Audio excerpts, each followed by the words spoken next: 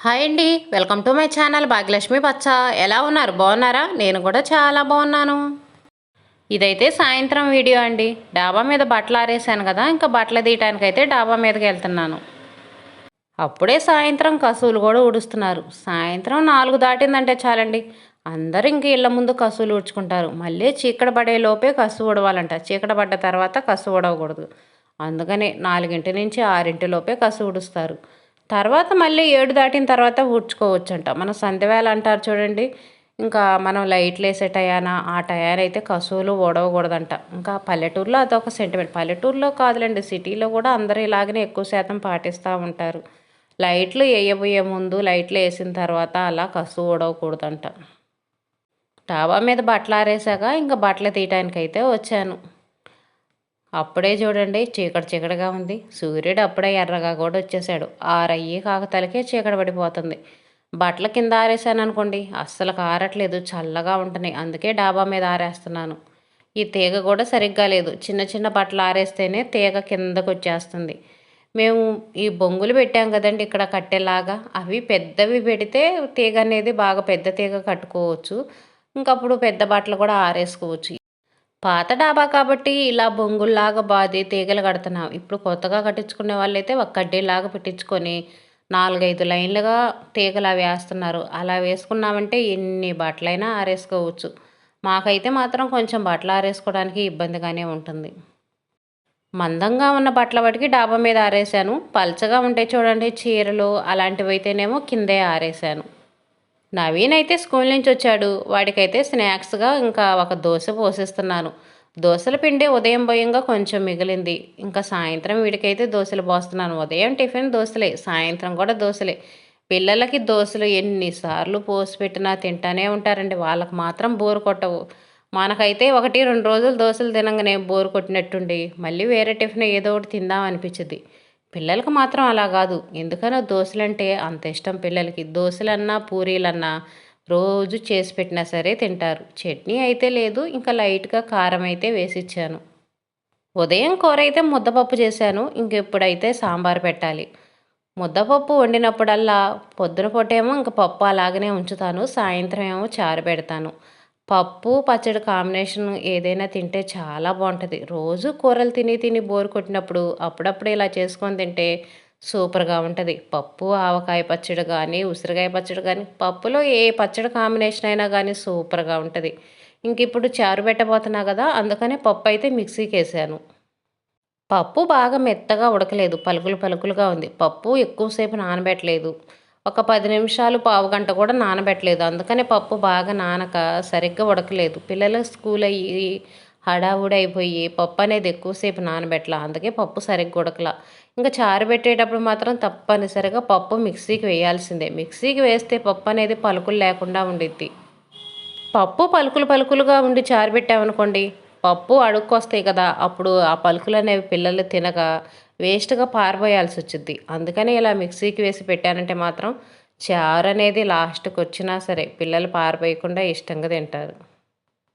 పప్పు చారులో అయితే ఇంట్లో ఏ కూరగాయలు ఉంటే ఆ కూరగాయలు వేస్తానండి. ప్రస్తుతానికి ఈరోజైతే ఉల్లిపాయలు, టమాటాలు, పచ్చిమిర్చి ఇవే ఉన్నాయి. ఇవే వేసాను. ఇంట్లో క్యారెట్ కానీ, బెండకాయలు కానీ, వంకాయలు కానీ అలాంటివి ఉన్నాయి అనుకోండి, అవి వేస్తాను.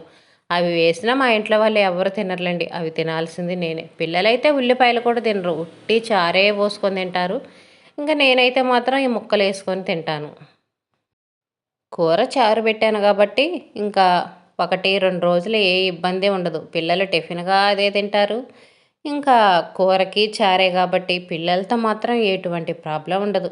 ఇంక ఇదైతే ఉదయం పూట వీడియో అండి. ఈరోజైతే వంట చేసే పని లేదు. వనభోజనాలకెళ్తున్నాం. ఓన్లీ టిఫిన్ ఒక్కటి చేసుకోవటమే. టిఫిన్ కూడా దోసల పిండి ఉంది. దోసలు పోసుకొని నైట్ చారు పెట్టాను కదా, ఆ చారున్నాయి. దోసల కాంబినేషన్‌గా చారైతే మాత్రం మా ఇంట్లో వాళ్ళు ఇష్టంగా తింటారు. ఏ వంక పెట్టరు. ఉదయం వంట పని లేదులే అని ఇంకా బెడ్షీట్ అయితే మారుస్తున్నాను. లేదనుకోండి ఇంట్లో పని అయిన తర్వాత బెడ్షీట్ మార్చేదాన్ని. ఇంక ఈరోజైతే ఉదయమే ఈ పని పెట్టుకున్నా. అందులో పిల్లలకి స్కూల్ కూడా లేదు. ఇంకా స్కూల్ లేదంటే మనం చెప్పనవసరం లేదు. పిల్లలు ఉదయం నిద్రలేస్తారు. 6 గంటలకల్లా నిద్రలేసి చక్కగా బయటికెళ్ళి ఆడుకుంటారు. స్కూల్ ఉన్నప్పుడు మాత్రం 7 గంటలు అవుతున్నా నిద్ర లేపినా సరే మనం ఎన్ని కేకలేసినా నిద్ర లేగరు. నవీన్ అందుకే త్వరగానే నిద్ర లేచి ఆడుకోవడానికి బయటికి వెళ్ళిపోయాడు. ఇంక ఇంట్లో కూడా అడ్డమేం లేదు కానీ ఇంకా పక్కన ఇంకొక మంచం ఉంటుంది కదా, ఆ మంచం తీసేసి పక్కన పెట్టేసి ఇంకా బెడ్షీట్ అయితే మారుస్తున్నాను. ఈ వీడియో తీసుకో 2 డేస్ అవుతుందండి. వనభోజనాలకి పోయే రోజు తీశాను, కానీ ఆ రోజు వీడియో అప్లోడ్ చేయడం కుదరలేదు. అందుకని ఈరోజు అప్లోడ్ చేస్తున్నాను. బెడ్షీట్కి ఎప్పుడు పిన్నీసులు పెడతాను. ఇలా పెట్టాననుకోండి బెడ్షీట్ మనం మళ్ళీ తీసేంత వరకు కదలదు. అందుకని నేను ఎప్పుడు బెడ్షీట్ వేసినా సరే పిన్నీసులు వేసి పెట్టుకుంటాను. బెడ్షీట్ తీసేటప్పుడు మాత్రం చాలా జాగ్రత్తగా తీయాలి. బెడ్షీట్కి పిన్నీసులు తీసి అప్పుడు బెడ్షీట్ లాగాలి, లేదనుకోండి చినిగిపోయిద్ది. ఈ బెడ్షీట్కి బెడ్కి అటువైపున అంచు ఇటువైపున అంచు రెండు గట్టిగా లాగి పట్టేసి ఆ రెండింటికి కలిపి పిన్నీస్ పెడతాను. అప్పుడు బెడ్షీట్ అనేది కదలకుండా పర్ఫెక్ట్గా ఉండిద్ది. బెడ్షీట్కి పసుపు మరకలు అయినట్టున్నాయి, అవి ఉతికినా కూడా పోలేదు, కొంచెం అలాగనే ఉన్నాయి. పసుపు మరక అనేది తొందరగా పోదండి. ఇంకా వాటికి మనం ఏదో ఒక చిట్కాలు పాటిస్తే తప్పనిచ్చి పసుపు మరకలు, పిల్లలు ఇంకు మరకలు అవి ఉంటాయి చూడండి, అలాంటివి మాత్రం మనం ఏదో ఒక చిట్కాలు పాటిస్తేనే, లేకపోతే ఆ మరకలు అలాగనే ఉండిపోతాయి. ఉదయం పూట మనకు ఒక్క రోజన్నా పని లేకుండా ఉండిద్దండి.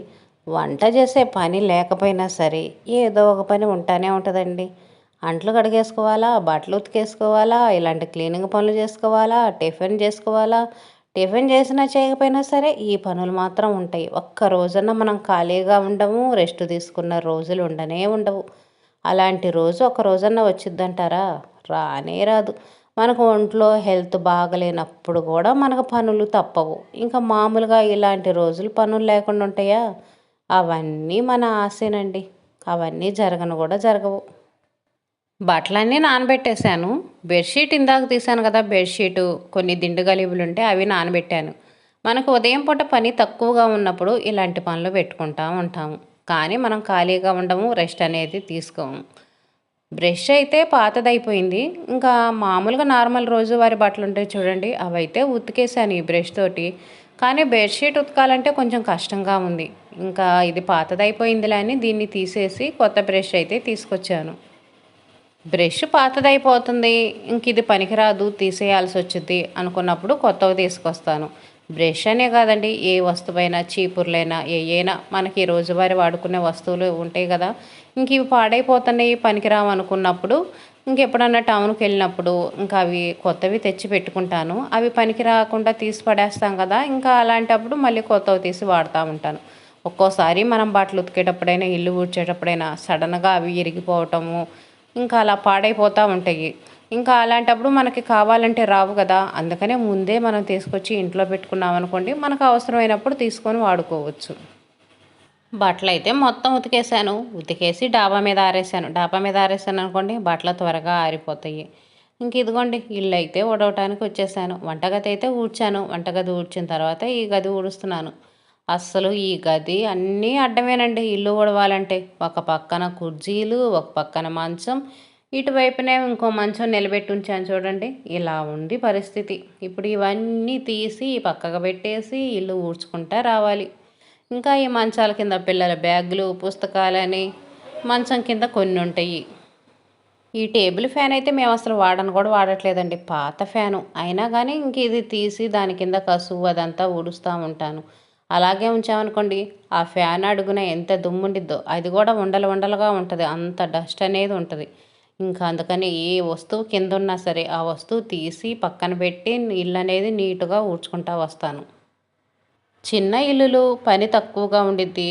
ఎంత ఇల్లులు మీ ఊడ్చుకోవచ్చు కదా, ఎంతసేపు పని అనుకుంటారు కానీ చిన్న ఇంట్లోనే పని ఎక్కువగా ఉండిద్దండి. అన్ని వస్తువులు అడ్డంగా ఉంటాయి. అదే పెద్ద ఇంట్లో అనుకోండి ఎక్కడ వస్తువు అక్కడ పెట్టుకుంటాము, ఇంట్లో అడ్డం అనేది ఉండదు అసలుకి. కానీ చిన్న ఇంట్లోనే అన్నీ అడ్డంగా ఉంటాయి.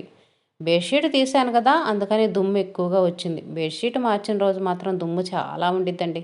ఎంత దులిపినా సరే మళ్ళీ వారానికి 10 రోజులకు ఒకసారి బెడ్షీట్ మారుస్తూ ఉంటాం కదా, అయినా కానీ అసలు బెడ్ మీద దుమ్ము అనేది చాలా ఎక్కువగా ఉంటుంది. అందులో ఇంట్లో పత్తి కూడా ఎక్కువగా ఉంది కదా, అందువల్ల దుమ్ము కూడా ఎక్కువగా వస్తుంది. పత్తి ఉంటే చాలండి దుమ్ము, ధూళి, పురుగులు ఇంట్లోకి వస్తూ ఉంటాయి. ఇంట్లో బూజు అనేది ఎక్కువగా పట్టకుండా ఉంటాయి, ఎంత బాగుంటుందో కదా. అస్సలు అది జరగదులేండి, ఇంట్లో బూజు అనేది పట్టకుండా ఉండటం అస్సలు జరగనే జరగదు. ఇంకా ఏం చేస్తావు వాటిని ఈ చీపుర్లు తీసుకొని అప్పుడప్పుడు దులుపుకుంటా ఉండటమే. ఇంకా మన పని మొత్తం ఇదేనండి. బొజులు దులుపుకోవటాలు, దుమ్ములు దులుపుకోవటాలు, వంటలు చేయటాలు, ఇదే మన పని అయిపోయింది. ఇల్లైతే ఊడ్చేసాను. ఇంకా బయట గొంతులు, వరండాలు ఇవి కూడా ఊడుస్తున్నాను. ఈ గొంతులో తులసి చెట్టు ఉందండి. తులసి చెట్టు చాలా పెద్దదైంది. వెడల్పుగా ఉండటం వల్ల పక్కనే గోడ ఉంది కదా, ప్లేస్ సరిపోక చెట్టు అనేది నడిచే దారిలోకి పడుతుంది. ఆకు కూడా బాగా ఎక్కువగా రాలుతుంది. చూడండి అసలు ఎంత ఆకు వస్తుందో చెట్టు కింద. ప్రతిరోజు ఎంత ఆకు ఉంటుందో. పెద్ద చెట్టు తీసేసి ఇంకో చిన్న మొక్క వేసుకుంటేనేమో, లేదనుకోండి అంత పెద్ద చెట్టు అవటం వల్ల కొమ్మలు ఇరిగిపోతా, ఆకు రాలిపోతా, అస్సలకి ఎంత ఆకు వస్తుందో, ఎంత దుమ్ము వస్తుందో. ఇంక ఈ చెట్టు తీసేసి చిన్న చెట్టు ఒకటి వేసుకుంటే బాగుండు అనిపిస్తుంది. ఇంట్లో అయితే కుంచి చీపురుతో కసువులు ఊడుస్తాను. బయట అయితేనేమో ఇదిగోండి ఇలాంటి ఈతాకు చీపుర్లతో ఊడుస్తాను. ఈ చీపుర్లు కూడా చాలా రేట్ ఎక్కువగా ఉన్నాయండి. ఇప్పుడైతే 60 రూపాయలు అలా చెప్తున్నారు. అంతకుముందు 50 రూపాయలకి ఇచ్చారు. ఇప్పుడు ఇంకా రేటు పెంచి 60 రూపాయలు అలా చెప్తున్నారు. అయినా సరే ఒక్కోసారి దొరకను కూడా దొరకవు ఈ చీపుర్లు.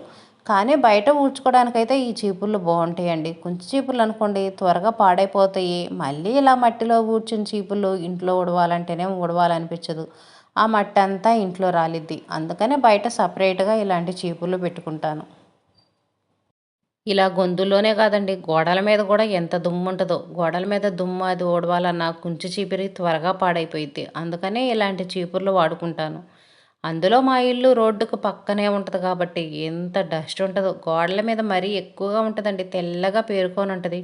ఒక్కరోజు గోడ మీద ఊడవలేదనుకోండి అసలు ఎంత డస్ట్ వచ్చిద్దో. ఆ డస్ట్ అనేది మనం అలాగే ఉంచామనుకోండి అదంతా పాచి పట్టినట్టు అయిపోయింది. వర్షం పడ్డప్పుడు నీళ్ళు అనేవి పడి ఆ మట్టి అనేది పేరుకొని పోయి ఇంకా పాచి అనేది ఎక్కువగా వచ్చింది. పాచి ఎక్కువగా రావటానికి మెయిన్ కారణం కూడా దుమ్ము. దుమ్ము అనేది మనం ఎప్పటికప్పుడు ఊడ్చుకుంటా క్లీన్ చేసుకుంటుంటే మన ఇల్లులు కూడా త్వరగా పాచి పట్టవు. డాబా మీద కూడా అంతేనండి.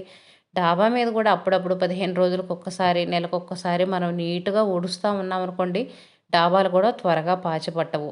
మీరు ఒకసారి గమనించి చూడండి. నీళ్ళల్లో కొంచెం సరిపేసి సరుపు నీళ్ళతో అయితే బండ్లు తుడుస్తున్నాను. ఉప్పు వేసి ఉప్పు నీళ్ళతో తుడుస్తారు, మళ్ళీ కర్పూరం వేసి తుడుస్తారు అంటారు కానీ నేనైతే ఎప్పుడు తుడవలేదండి. ఉప్పు వేసామనుకోండి నల్లటి బండ్ల మీద తెల్లంగా మరకలు వస్తాయేమోనని భయం నాకు. కానీ చాలామంది మేము నీళ్ళల్లో కొంచెం ఉప్పు వేసి బండ్లు తుడిచాను చాలా నీట్గా ఉంటాయి అంటారు. కాకపోతే తెల్లటి బండ్ల మీద ఆ చిట్కా అయితే పనిచేస్తుంది కానీ ఇలాంటి నల్లటి బండ్ల మీద పనిచేయదేమో అనిపిస్తుంది. ఉప్పు వేయటం వల్ల బండలు తెల్లగా వచ్చేస్తాయేమోనని భయం. అందుకనే నేనైతే ఆ చిట్కాలు ఎప్పుడు ఫాలో అవ్వలేదు కానీ ఎప్పుడు కొంచెం షాంపూ కానీ సర్పు నీళ్ళు కానీ చల్లి తుడుస్తూ ఉంటాను. కొంతమంది అయితే కర్పూరం కూడా వేస్తుంటారంట. మరి సువాసన కోసం వేస్తారో దేనికోసం వేస్తారో అయితే నాకైతే తెలియదు. బండ్లు తొడవాలన్నా ఇల్లంతా ఇరుకిరుకు. ఈ మంచాలు, ఈ కుర్చీలు పత్తి తీసేంత వరకు ఇంక ఇలాగనే ఉంటుంది పరిస్థితి. ఇంకెలాగోలా అడ్జస్ట్ అయి ఉండటమే. ఉన్న దాంట్లో ఇంటిని నీట్గా ఉంచుకోవాలి. మెయిన్ పాయింట్ అదే, ఇంటిని నీట్గా ఉంచుకోవాలి ఉన్న దాంట్లోనే. ఇంట్లో పనంతా అయిన తర్వాత ఇంకా వనభోజనాలకైతే వెళ్ళాలి. ఇదేనండి ఈరోజు వీడియో. వీడియో మీకు నచ్చుతుందని అనుకుంటున్నాను. వీడియో కనుక మీకు నచ్చితే లైక్ చేయండి, షేర్ చేయండి, సబ్స్క్రైబ్ చేసుకోండి. వీడియో ఎలా ఉందనేది చిన్న కామెంట్ పెట్టండి.